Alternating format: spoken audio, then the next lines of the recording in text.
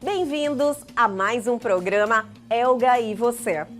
Eu sou a Elga Figueiredo e vamos estar juntos na próxima hora com muita informação, com credibilidade e mais um dia com as nossas reprises dos conteúdos produzidos no ano de 2022.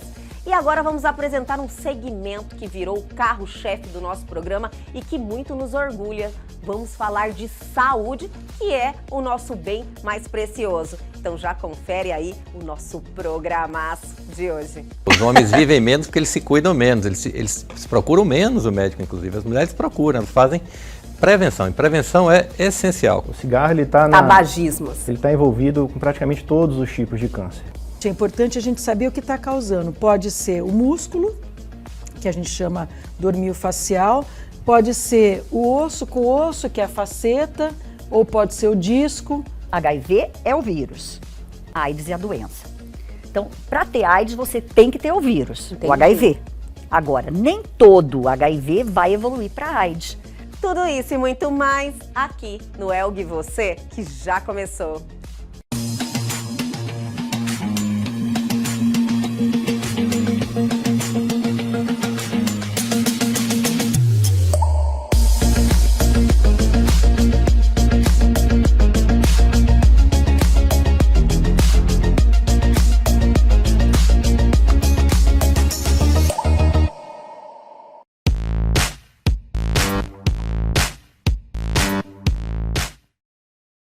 Mas realmente é um grande prazer a gente poder falar que iniciamos e já estamos efetivamente realizando o tratamento aqui, oncológico aqui dentro da Clínica Vida e em Várzea Grande, né?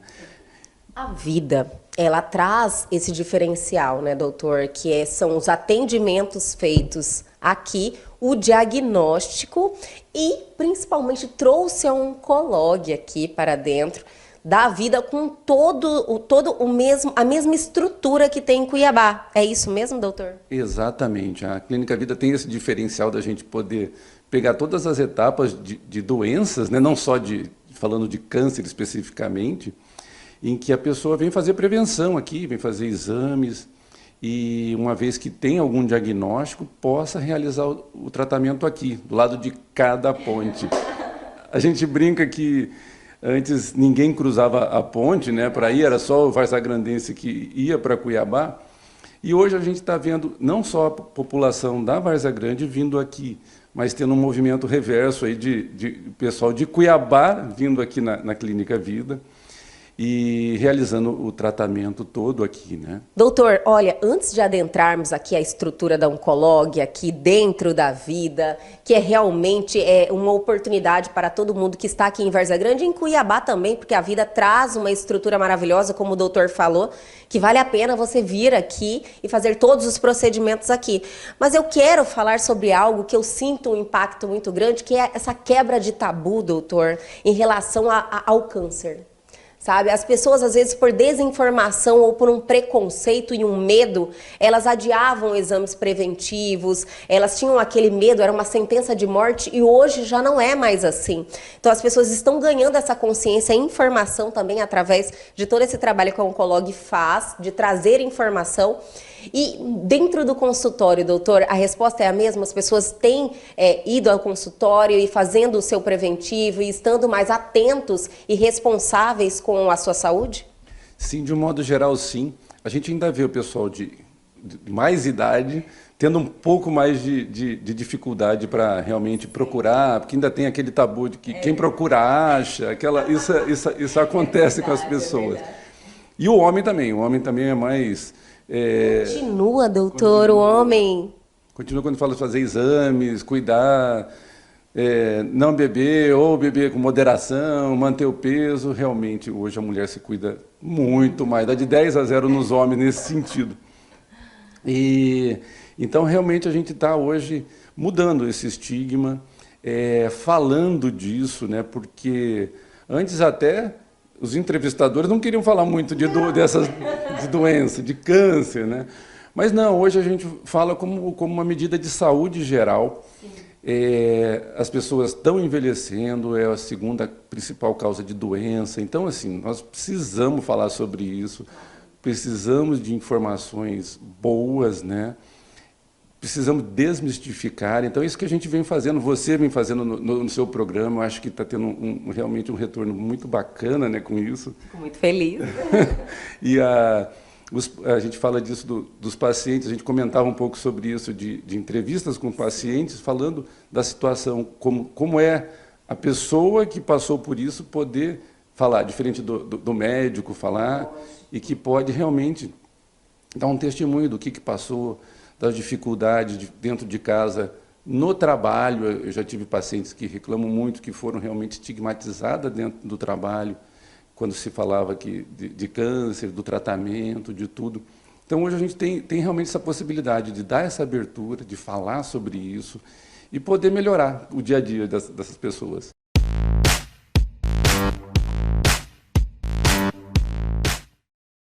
Os homens vivem menos porque eles se cuidam menos, eles procuram menos o médico, inclusive. As mulheres procuram, elas fazem prevenção. E prevenção é essencial. Quando a gente faz um diagnóstico precoce, a chance de cura de uma patologia como o câncer aumenta muito.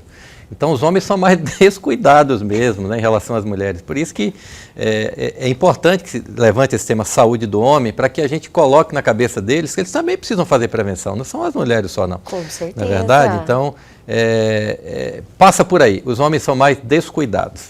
Mas, com a experiência de vocês dentro do consultório, doutor Bruno, tem sentido uma melhora? Sim, a gente está fazendo um apelo justamente às mulheres. Levem os seus homens, por favor, que a gente não está podendo mais deixar de fazer exames de prevenção e dar orientações, né? Muitas coisas são preveníveis mesmo.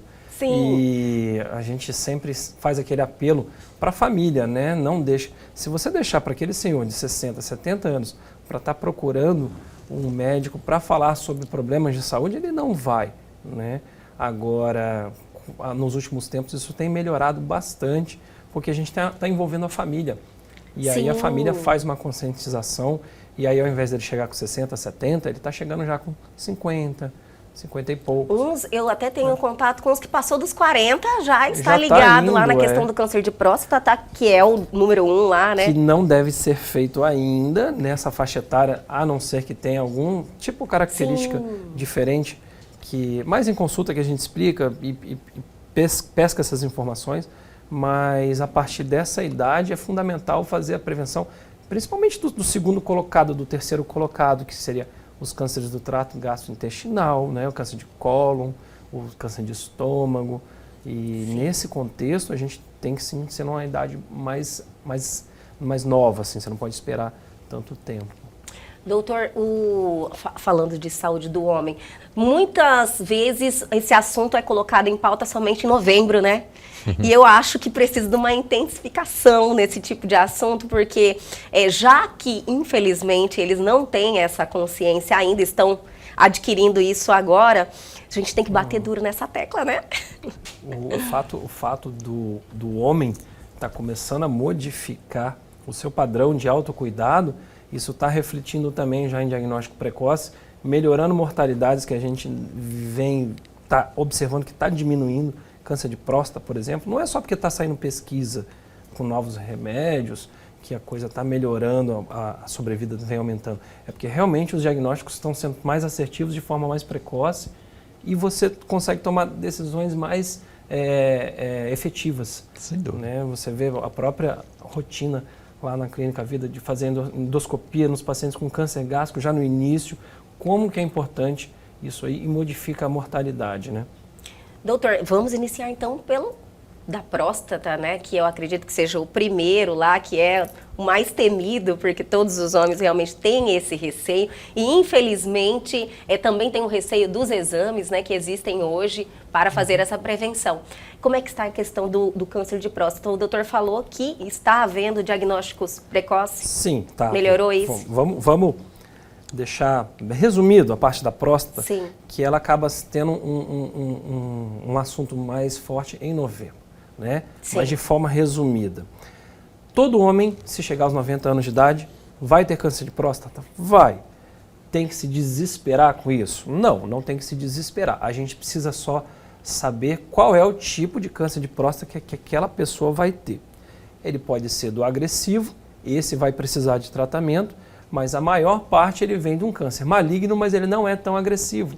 Ele vai falecer com esse câncer no corpo dele, mas ele vai falecer de um infarto, de um AVC, né, o acidente vascular cerebral, como qualquer outra de nós que não tem câncer. Né? Então tem essa peculiaridade para a próstata. Você não começa nem o diagnóstico muito tempo antes e nem depois de uma certa faixa etária você continua investigando isso, porque a gente já sabe que esse paciente pode até ter o câncer, mas ele não vai ter problema por esse câncer.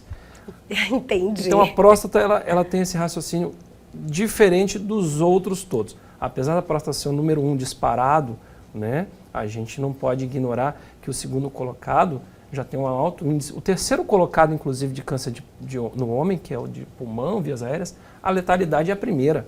Então ele morre mais. Então essa coisa inverte. Então a gente tenta focar para a parte dos diagnósticos precoces. Próstata é diferente. Aí vem o trato gastrointestinal, cólon, reto, estômago, esôfago e todos aqueles outros cânceres associados ao cigarro. Que você começa o esôfago de novo, 2 vezes a endoscopia funcionando aí. O esôfago de novo, aí depois vem o estômago de novo, depois vem bexiga, cabeça e pescoço, desde a boca até a laringe, né? Então todos esses associados ao cigarro também estão ali em cima, colado. Então você fica próstata, gastrointestinal, cabeça e pescoço associado ao cigarro, todos ali juntos e com impactos importantes na qualidade de vida e mortalidade, né? Sim. Doutor Roberto, já aí pela fala do doutor Bruno, vê que o câncer do intestino está em segundo lugar ali? Em mulheres, terceiro em homens, né? Depende muito da população que você estuda, mas de uma maneira geral é isso. E é um câncer prevenível, né? Porque na realidade, né, existe aí, graças à imprensa, a imprensa tem tido um papel crucial nisso. Você vê que nós conhecíamos Outubro Rosa, essa era a campanha marcante, Novembro Azul. Esse ano nós tivemos o Março Azul, marinho, foi fantástico, teve uma repercussão assim crescente e eu acredito que cada ano vai crescer mais ainda, porque nós tivemos uma interação de várias sociedades, né, Bruno, esse ano. A de endoscopia, coloprocto, oncologia, até a de ginecologia e obstetrícia, geriatria, ou seja, você teve uma interação de várias sociedades médicas com o objetivo comum, que é fazer prevenção de câncer de intestino. Então esse ano foi diferente. Ganhou muito espaço. Tivemos até uma audiência pública aqui na Assembleia, promovida por um deputado médico. Olha que maravilha. Para falar sobre câncer de intestino. Então, foi muito legal. E é uma doença, como eu disse, prevenível. Ou seja, se você faz o exame no momento adequado e você identifica aquelas lesões que são precursoras do câncer de intestino, são os pólipos, e você remove, você bloqueia a evolução da doença. A gente muda a história desses pacientes.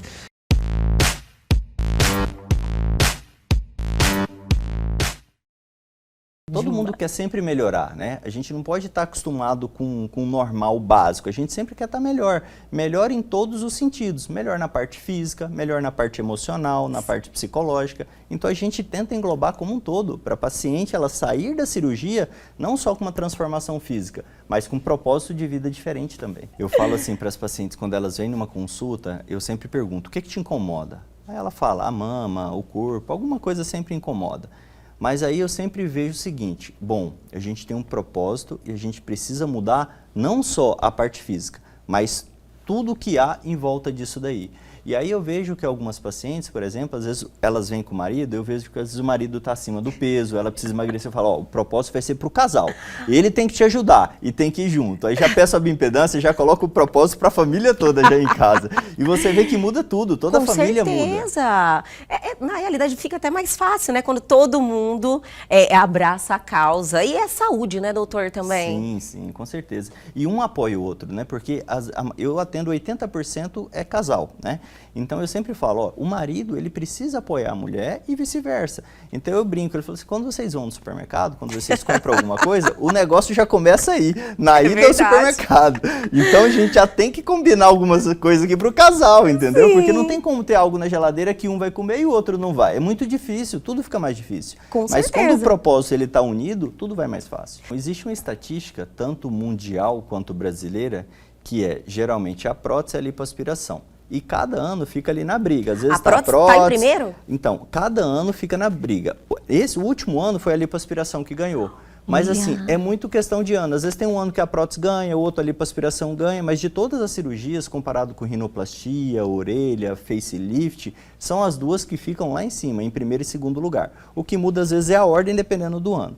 Então, 90% do nosso público vem procurar para fazer a parte corporal ou para fazer a parte de mama. Então, são as cirurgias mais procuradas, com certeza. O doutor, ele falou, nos últimos anos a lipo deu uma... E eu fiz uma associação porque na pandemia todo mundo engordou, né? Então, eu acredito que o formato corporal foi algo que está incomodando muita gente. Apesar de que não é o propósito da lipo, né? É contorno corporal, é gordura localizada, não emagrecimento, né, doutor? Perfeito. Então, isso que você falou é fundamental. Então, hoje, quando eu consulto uma paciente que ela vem falar não só de mama ou corporal, ela faz uma bioimpedância. Porque antigamente a gente não tinha esse método da bioimpedância. A gente só perguntava o peso, calculava o IMC e olhava ali mais ou menos e falava, ó, você tem que perder um pouquinho de peso e tal. A bioimpedância hoje nos traz a massa muscular da paciente, a gordura visceral, a massa de gordura corporal e o percentual de gordura. Com isso, eu consigo já definir um preparo para as pacientes, para elas terem um melhor resultado. Então, como você falou, a lipo ela não serve para emagrecer. E tem paciente que às vezes está bastante acima do peso e precisa passar no nutrólogo para fazer um acompanhamento.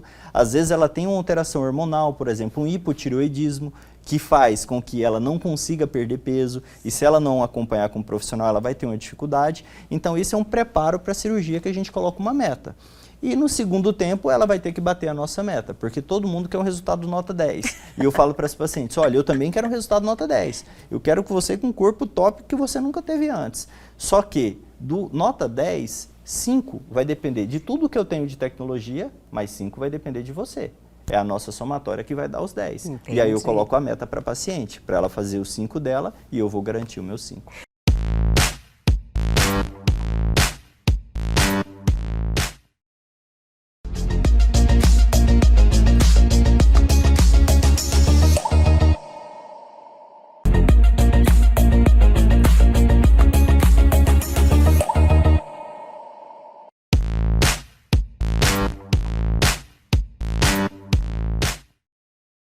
Quando os primeiros casos de AIDS já estavam aqui no Brasil, tal, que a gente imaginava que era uma doença restrita à população homossexual masculina, o dia 1º de dezembro foi escolhido para ser o dia de luta e combate contra a AIDS, para que se combata não só a doença em si, mas a desinformação, o preconceito. A gente precisa entender de uma vez por todas alguns conceitos e que a gente acolha todos esses pacientes, porque hoje no Brasil são aproximadamente 920 mil pacientes que convivem com HIV. Nossa, então, muita gente. É um número considerável e a gente precisa acolher essas pessoas, precisa mostrar que isso não é o fim, muito pelo contrário. Hoje a gente tem aí pacientes que convivem com HIV 20, 30, 40 anos. Então, realmente houve um avanço muito grande no diagnóstico, no tratamento em especial. Um homem ou uma mulher que é casado com um homem que sabidamente, ou uma mulher que sabidamente tenha o vírus e que está com carga viral detectável. Entendi. Então, o que a gente faz? A gente dá um comprimido para essa pessoa, são 2 antirretrovirais associados, tá?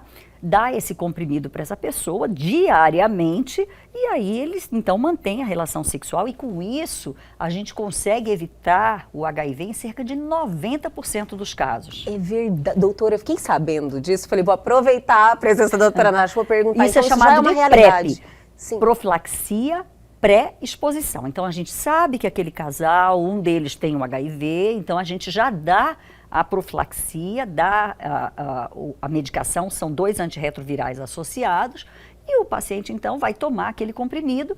Quando, por exemplo, negativa a carga viral do parceiro, que é positivo, aí sim pode-se considerar a retirada do PrEP, com a carga viral indetectável, que é um exame que se faz, que esses pacientes, em geral, fazem aí a cada 6 meses, né, dependendo da evolução. E tem a PEP, que é a profilaxia pós-exposição.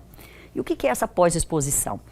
Isso a gente pega muito lá no Júlio Miller, que é um hospital de referência de abuso sexual. Então, quando tem vítimas de abuso, ou acidentes de laboratório, ou acidente de pérfuro cortante, enfim. Até estourou uma camisinha, por exemplo? Isso. Entendi. Aí você pode lançar mão também desse esquema, mas aí é diferente da PrEP, da profilaxia. Prevenção seria, né, no caso. A pré-exposição. A pós-exposição é diferente, aí vai depender de uma série de outras coisas, quais as medicações associar. Mas é tudo baseado nos antirretrovirais. Todas as duas siglas são em inglês.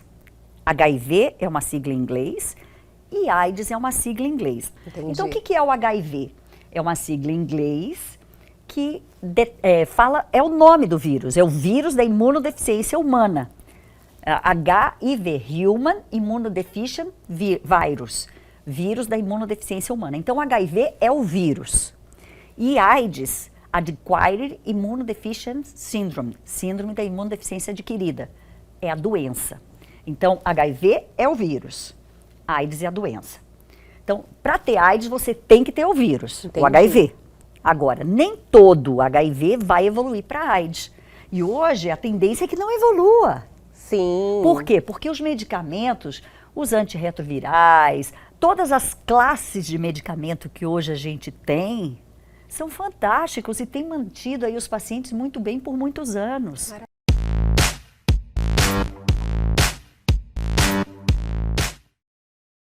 Quando a gente começa a falar muito sobre uma doença, as pessoas elas só se preocupam com aquela doença. Então a gente está, né? Então fala-se tanto de mama que as pessoas elas acham que existe apenas na mulher o câncer de mama e não é verdade. Então estendeu-se, né? No mês de outubro a gente fala ainda prioriza o câncer de mama, mas fala também relembra, né? Que é importante fazer o preventivo em relação ao câncer de colo uterino. E uma outra doença é o câncer de ovário também, que é um tumor que eu já fiquei assustada, doutor. Extremamente agressivo, né? O tumor, ele, quando se faz o diagnóstico, ele já está numa fase mais adiantada. Mas, graças a Deus, não é o principal. A gente fala tanto de câncer de mama porque o câncer de mama ainda é o tumor principal da mulher e ainda é o que mais tem mortalidade. Então, a gente fala sobre isso. Apesar que mudou muito o tratamento, mudou muito hoje em relação ao diagnóstico precoce. Sim. As mulheres hoje, muito difícil quando você faz um diagnóstico precoce da mulher morrer por causa do câncer de mama. O problema são as mulheres que demoram a fazer esse diagnóstico. Está assim, sob a responsabilidade de cada uma de nós mesmo, né, doutor? A questão do diagnóstico precoce, você descobrir a doença o mais breve possível, o mais cedo possível, muda toda a história. Isso é verdade. Hoje eu falo assim, eu sempre faço uma reflexão, quando chego no Outubro Rosa, eu faço uma reflexão sobre o tempo de trabalho. Eu já estou há mais de 20 anos de formado. Nossa. Então, assim, a mastologia mudou muito nesse tempo. Então, quando eu me formei, as cirurgias elas tinham uma extensão muito grande. Às vezes a mulher ficava, né, tirava-se a mama por tumores muito pequenos. Hoje em dia, nós ainda fazemos a retirada da mama, mas são tumores grandes.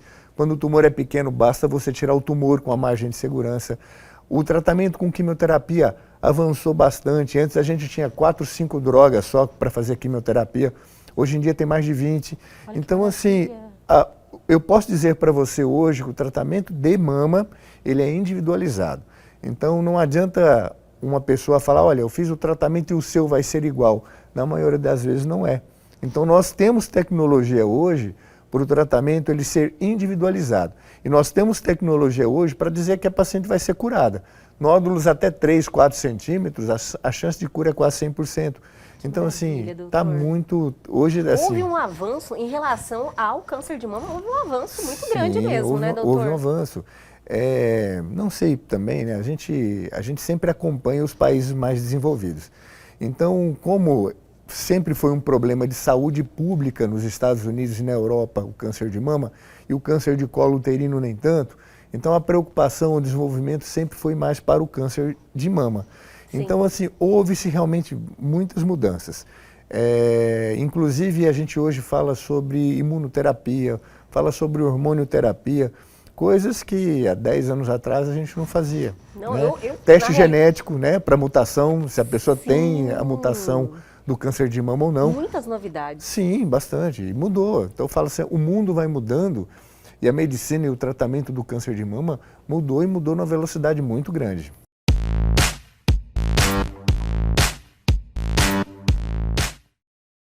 O OligoScan, ele consegue o quê? Eu consigo antecipar muita coisa, sabe? Eu consigo ver um pouco antes. E como eu sempre falo, doutor, o OligoScan foi um investimento maravilhoso que o senhor trouxe para o Mato Grosso, que faz muita diferença na vida de todo mundo que tem esse conhecimento e busca ir até o seu consultório, né, fazer esse diagnóstico. Mas é prevenção o OligoScan, né? Ele consegue ver o problema antes de ser um problema efetivo, né?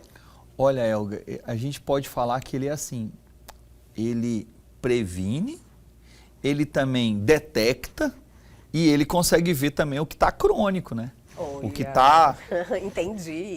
Ele consegue ir nessas 3 esferas. Então, assim, você está começando a ter um desequilíbrio de algum oligoelemento, exemplo, magnésio, silício, enxofre, que a gente consegue ver, fala assim, ó, você tem dor articular? O cara fala, eu tenho alguma coisinha. Fala, ó, tá começando a desequilibrar. Ou quando esses óligos-elementos, que são essenciais, mas a gente não consegue ver no exame de sangue, em alguns casos, sim, né? Ó, já tá grande.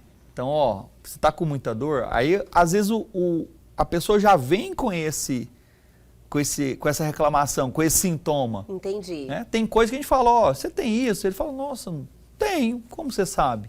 Tipo, não é uma coisa que perturba tanto, mas está ali. Tá ali.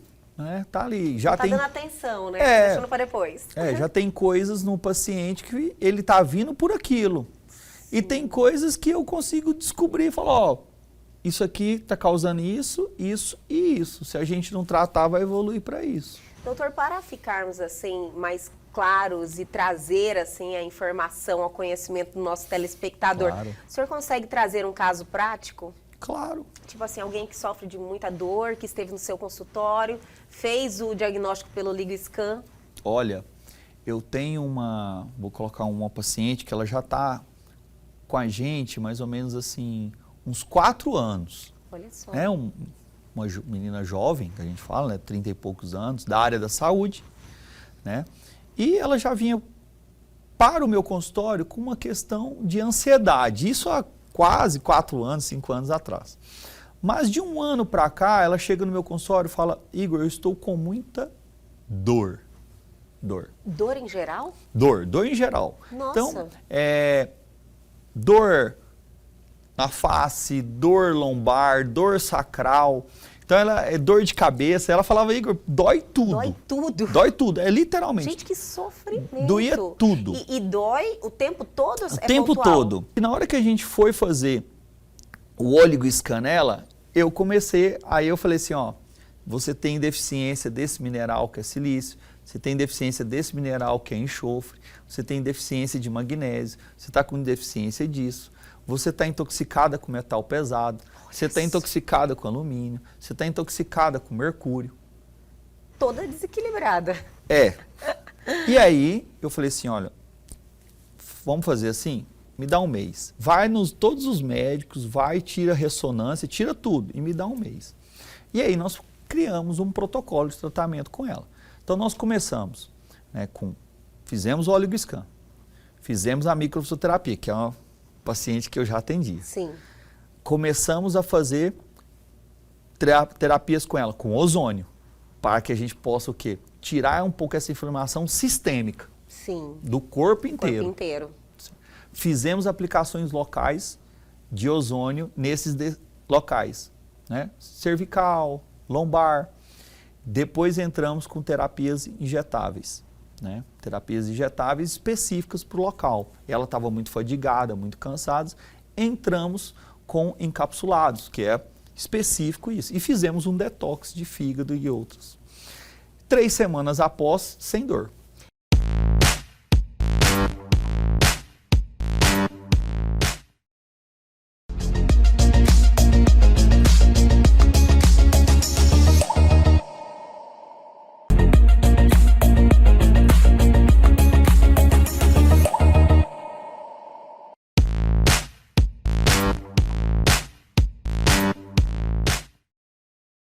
mulher, né, as que ainda não têm, muitas, lógico, tem muitas também que estão satisfeitas com o seu corpo.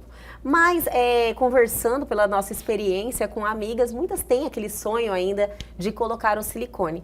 Só que há um movimento na mídia, na internet, muitas mulheres fazendo o explante, motivadas por essas notícias que estão veiculando de uma doença decorrente do implante de silicone, a mulher desenvolvendo uma doença ou um câncer. É isso, né, doutor? Exato. Existem essas duas situações que realmente foram levantadas. Sim. E foram registrados casos muito bem documentados. Então, existe uma coisa que se chama linfoma de células anaplásicas. Então, o que é o linfoma? Ele é, sim, um tipo de câncer que se desenvolve nas células de defesa do nosso corpo, que são os linfócitos.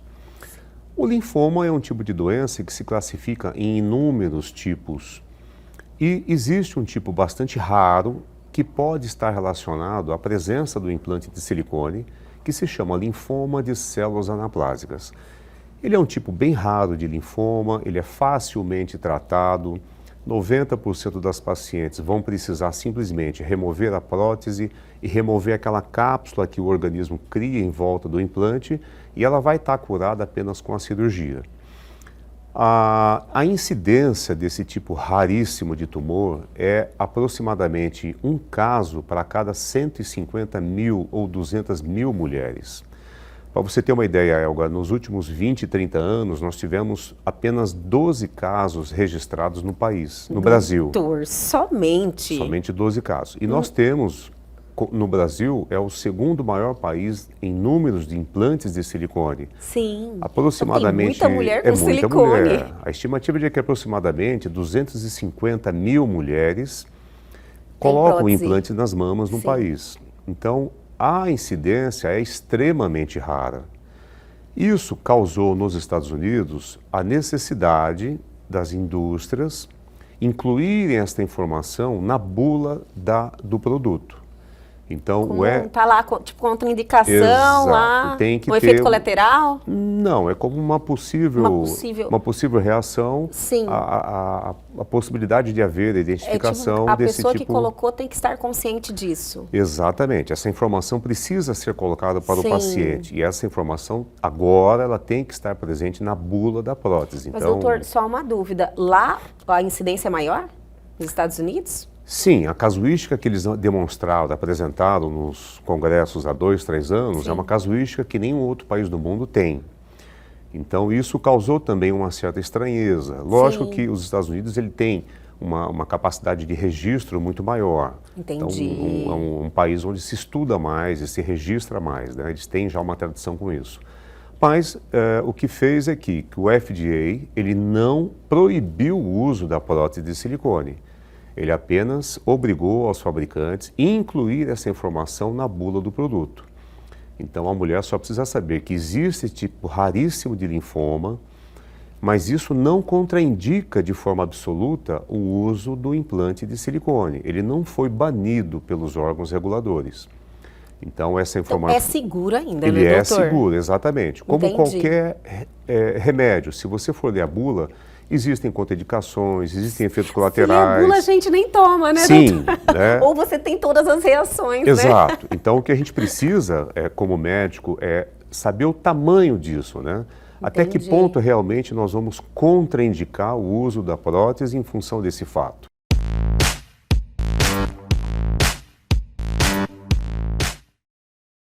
Esse ano, o Março Azul, ele cresceu muito em relação aos anos anteriores. É uma crescente. Ano a ano a gente vem crescendo nessa campanha para conscientizar as pessoas da importância da prevenção do câncer de colo e reto.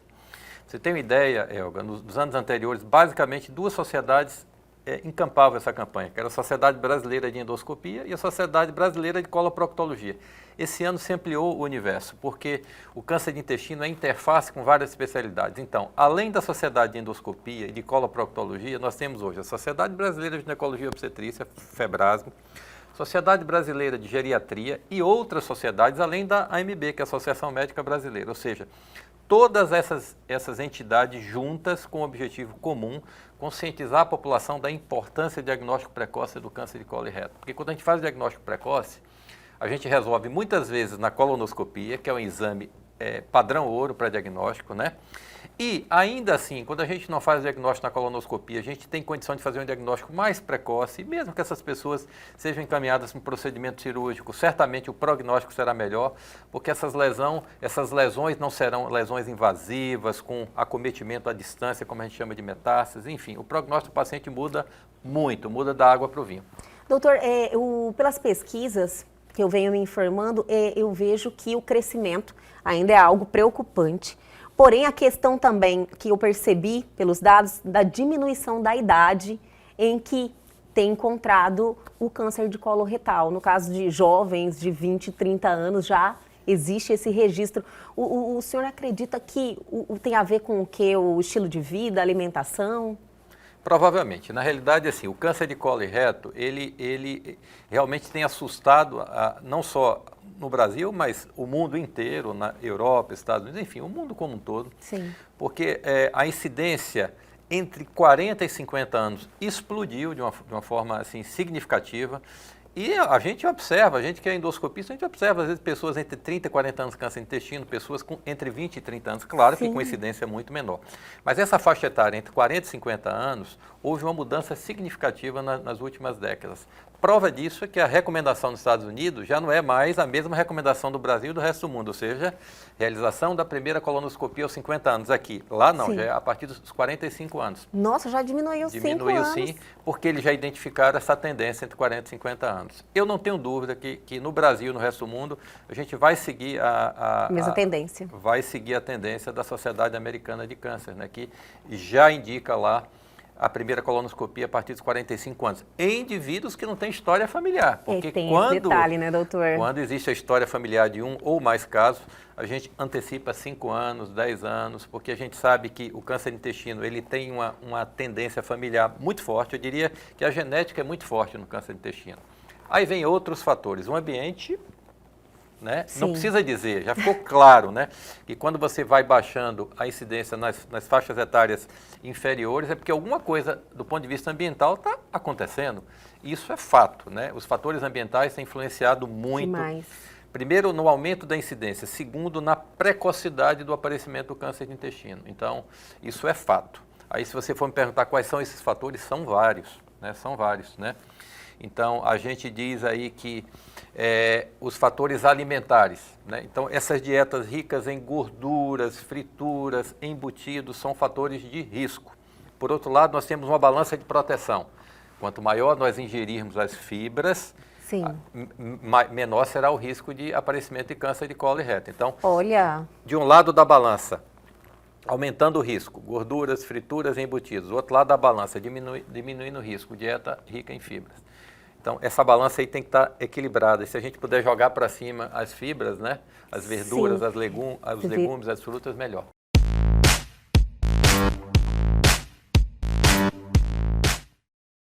Nós temos mecanismos intracelulares, né, de defesa. Então, nosso próprio genoma tem mecanismos de correção de danos. Nós temos nossas células de defesa também, que são programadas para destruir células aberrantes ou células cancerígenas. E também temos agentes externos, virais, infecciosos, que podem levar ao câncer, né? O mais conhecido, né, do público é o vírus HPV, né, que pode acometer o colo do útero e gerar o câncer de colo do útero, né, que hoje é um grande problema aqui no país e principalmente no estado de Mato Grosso. Entendi, doutor. Assim, esses fatores, por exemplo, fatores externos. Muito se fala hoje em dia que a saúde está em evidência, né? Eu acredito que até a pandemia trouxe esse olhar. Na questão de fatores externos, por exemplo. Às vezes as pessoas falam que o uso de um desodorante durante o tempo, lógico que tem alimentação, né? Tem várias situações que podem... com o tempo, como o Dr. Bruno falou, né, com o tempo, que a idade tem total relação com o câncer, mas trazer o aparecimento de algum tipo de câncer. Esses fatores externos, quais são mesmo, doutor? Olha, mais especificamente? O mais conhecido é o cigarro. Então, cigarro, isso mesmo. O cigarro, ele está tabagismo. Assim. Ele está envolvido com praticamente todos os tipos de câncer. As substâncias cancerígenas que vêm do cigarro, eles atuam praticamente em todas as regiões do corpo humano. Então, eles podem alterar, né, muitos órgãos, né, e pode gerar câncer, né, pulmão, né, câncer de pâncreas, câncer de estômago. Né, então, ele é o fator externo mais importante. Existem outros, né, como asbestos, que é uma substância que os trabalhadores, né, de indústria estão expostos também. Como que é o nome mesmo, doutor? Asbesto. Asbesto? Eu nunca tinha ouvido falar. É a fibra do amianto, né? Mas isso já está proibido desde a década de 80, por volta da década de 80. Era usado na fabricação principalmente de telhas, né? Telhas, caixa d'água, essas coisas. Olha só, então expunha as sim, pessoas que trabalhavam naquele ramo. A gente ainda hoje pega alguns pacientes que vinham dessa exposição dessa década no passado. Olha só! Mas isso já entrou, já não tem mais produção. No Brasil é proibido. Acho que tem uns 2 países na América do Sul que ainda tem contato com isso, mas no Brasil está proibido. A gente encontra, né? Outro agente importante também é o álcool, bebida alcoólica. Bebida alcoólica está aí, doutor? Exatamente. A bebida em excesso também está ligada... Em excesso? Poderia se dizer assim? Eu gosto sempre de falar, né, que em excesso, porque a gente não pode privar as pessoas de tudo, né? Se você... porque muitas pessoas levam como algo assim, né, para um entretenimento, descontração, relaxamento, mas assim, uma pessoa que tem uma rotina, por exemplo, de ingerir álcool, não em grandes quantidades, mas ingerir todos os dias, ele está se colocando em risco? Com certeza. A quantidade, o risco do álcool está diretamente ligado com a quantidade, né, de gramas de álcool ingerido. Então, quanto maior a quantidade de álcool ingerido, maior o risco você está exposto. Né? Então, às vezes até tem paciente, por exemplo, paciente com insuficiência cardíaca que bebe água, pode ter algum problema no coração por causa da água. Então, excesso de líquido pode também dar problema. Nossa, excesso de água também pode trazer algum problema? Pode sim. O sal, né? O sal entra para os dois, para a parte cardíaca e da parte oncológica também. O sal também entra como um fator externo? Também entra, ele entra. Assim, a gente tem associações interessantíssimas, principalmente nos orientais, que têm aquele hábito de alguns condimentos nos alimentos. Eles têm uma incidência maior de câncer de estômago, por exemplo. Então, a gente tem alguns detalhes que são muito específicos. É ambiente, mas é igual o doutor Rafael falou, a gente não pode privar a pessoa de viver, né? A gente está aqui justamente em prol da vida. Você vai privar a pessoa de viver? Não é assim, mas a orientação para evitar os excessos.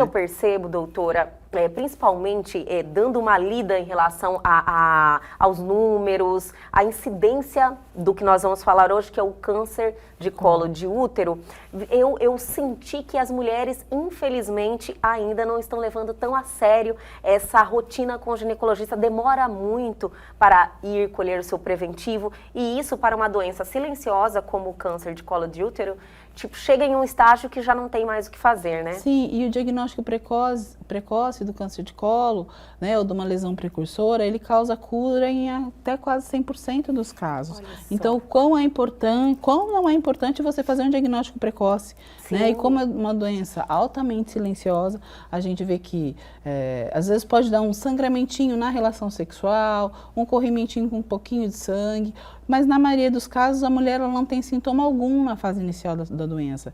E só é detectado com a coleta do Papa Nicolau, então, né, do exame preventivo, do exame citológico. Então, o quão é importante essa coleta feita anualmente, né, pelo ginecologista. Anualmente, então, né, doutora, bater nessa a tecla. princípio, anualmente, sim, a mulher tem que buscar o ginecologista, o que a gente estava conversando, que pelo Ministério da Saúde, na faixa etária de iniciou a vida sexual até mais ou menos 64 anos, como a gente vê toda essa mudança da mulher, mulher, da mulher de 70 anos ainda ativa, né, sexualmente ativa, trabalhando. Então, ela também tem que se preocupar, a gente também tem que colher o preventivo dessas mulheres. Então, assim, não descartar essas mulheres, porque você pode também estar fazendo diagnóstico precoce, estar tratando. Então, acho que isso mulher de 60 não tinha mais essa rotina com o ginecologista, na verdade, eu acho que a gente vê, tem coisas que a saúde, o Ministério da Saúde preconiza, mas que a gente, como médico, a gente tem que ter esse discernimento que se o paciente está lá, está fazendo mamografia, está fazendo os exames, tem uma vida ativa, a gente tem que colher, tem que examinar, né?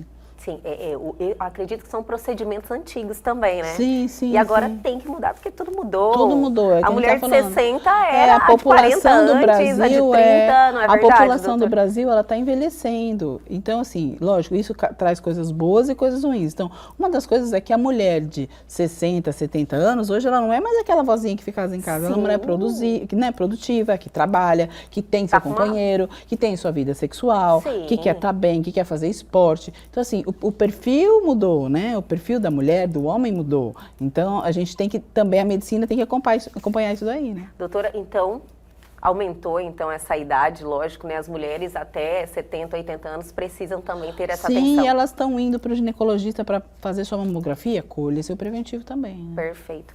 Doutora, falando dessa questão da prevenção, da importância de você ter definido essa rotina uma vez por ano com o seu profissional, nós poderíamos falar em relação aos estágios da doença, porque conversando um pouquinho antes de iniciar a entrevista, a doutora falou que você consegue detectar ele antes de ser um câncer. Um câncer, sim.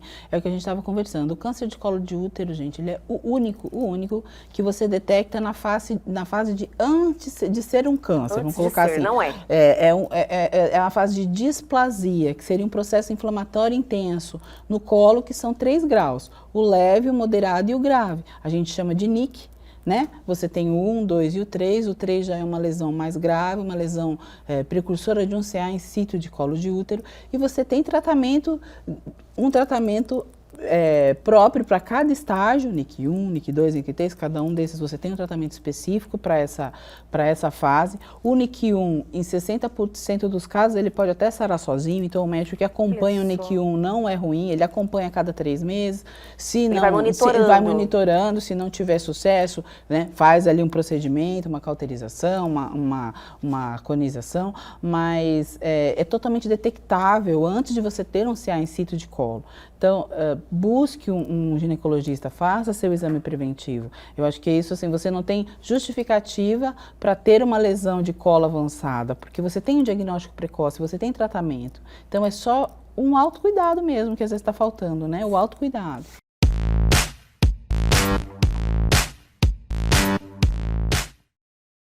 Assim, as mulheres têm uma consciência preventiva desde os anos 60, com o exame do Papa Nicolau, depois a mamografia. E para o câncer de próstata não tinha tanta esperança de cura, né, por técnicas operatórias e drogas e diagnóstico. Depois, com a evolução dos meios diagnósticos, né, o aparecimento do exame do PSA, que auxiliou muito, o trabalho grande foi quebrar esse tabu do exame de toque, do exame preventivo no homem. E eu sou cuiabano, estou aqui há 31 anos, né? E vi meu consultório evoluindo. Primeiro os homens vinham com as mulheres, né? As mulheres que traziam. Te pegava na mão, né, pegava doutor? na mão ou marcava consulta, né? Hoje ainda tem, mas a gente vê assim uma demanda muito grande, espontânea do homem consciente. Que maravilhoso! Isso é muito importante mesmo. E o doutor falou, nossa, as mulheres foram ganhando essa consciência nos anos 60. Você vê o quanto é importante essas campanhas, né? Que você vai amadurecendo essa responsabilidade. A campanha faz, ela quebra os paradigmas, quebra os tabus, né?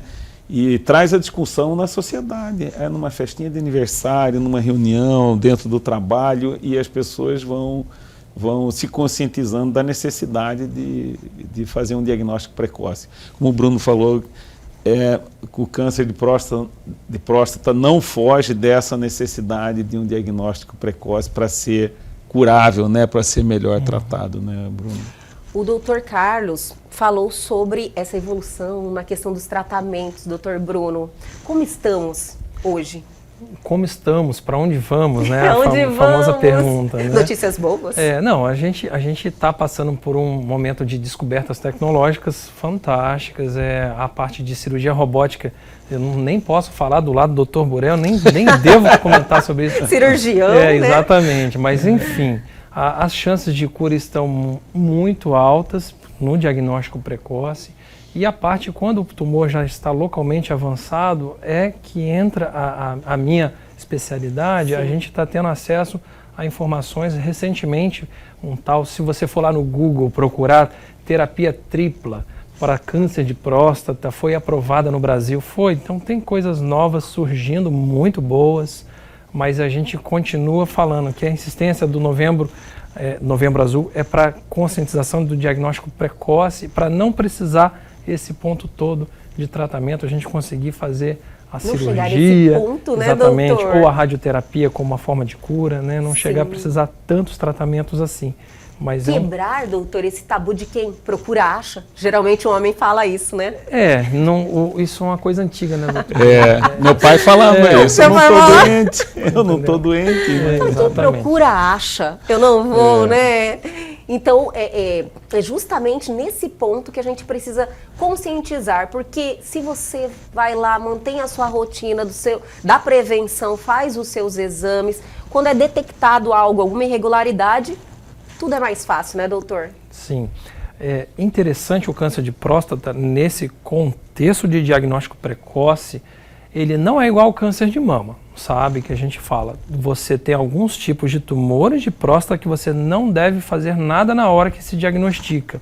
Olha! Você tem sim esse caso que ele é indolente, a longo prazo não vai te trazer um problema de saúde e você tem que acompanhar aquele paciente, mas você só vai saber se ele é um caso desse ou daquele outro tipo mais agressivo, se você fizer o diagnóstico precoce com as informações que você vai adquirir nos exames que são necessários posteriormente feito o diagnóstico.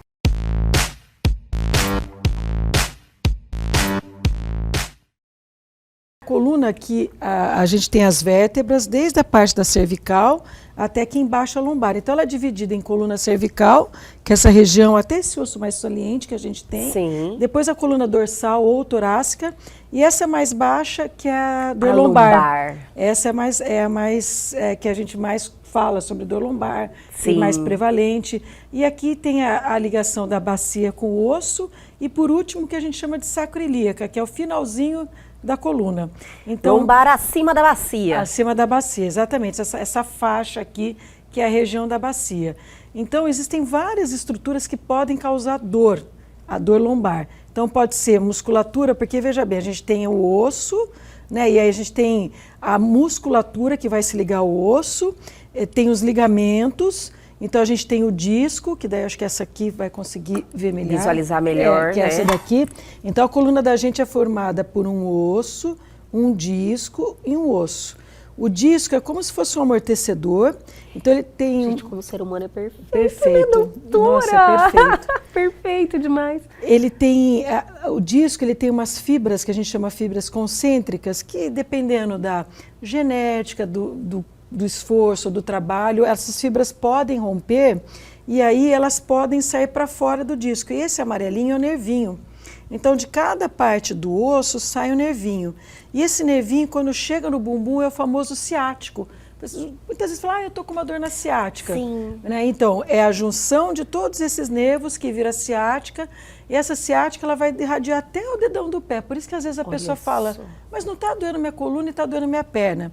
É porque é como se fosse uma comunicação da coluna até o dedão do pé. A dor reflete? Reflete, lá. Porque a famosa hérnia de disco, que é uma das causas da dor lombar ou da lombociatalgia, ciatalgia, quando vai até o dedão do pé, é quando esse disco sai fora do lugar, que parece essa bolinha vermelha aqui, aí essa bolinha vermelha, ela belisca o nervo, e aí é onde você sente a dor. É uma dor muito, muito importante. Assim, a gente observa que às vezes chega a ser até incapacitante da pessoa não conseguir abaixar e amarrar um calçado, por exemplo. É muito difícil conviver com uma dor assim, então, muito doutora? Difícil. E assim, o que é importante? É importante a gente saber o que está causando. Pode ser o músculo, que a gente chama dormir facial, pode ser o osso com osso, que é a faceta, ou pode ser o disco. Então a gente tem que, em primeiro lugar, fazer uma boa conversa. Sim. Ah, quando começou sua dor? Ah, você estava carregando um peso quando começou sua dor? Ah, eu foi, né? Teve alguma coisa importante ali, né? Por exemplo, fui trocar o galão de água, aí deu um estalo na minha coluna e aí começou a minha dor. Porque daí a gente faz, o importante é a anamnese, que a gente chama as perguntas, fator de melhora, fator de piora, se eu ficar deitado, melhora a dor. Mas a hora que eu vou levantar, piora a minha dor.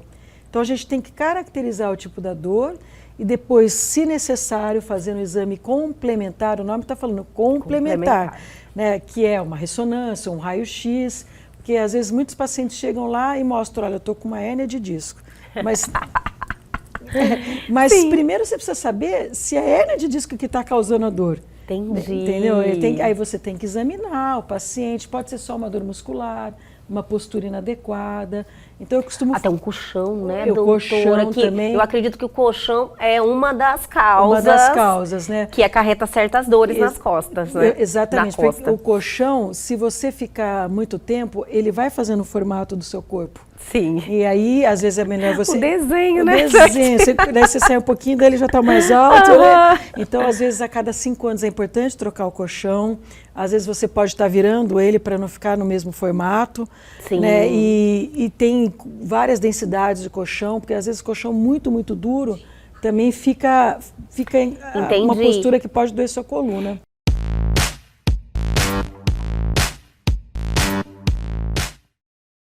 E o Elga e Você de hoje fica por aqui, mas amanhã nós estamos de volta. Perdeu algo? Quer entrar em contato com a gente? Atenção, aproveite a oportunidade. Pegue seu celular agora e aponte a sua câmera ao QR Code que está aí na sua tela. Vá direto ao nosso Instagram, deixe lá uma mensagem pra gente.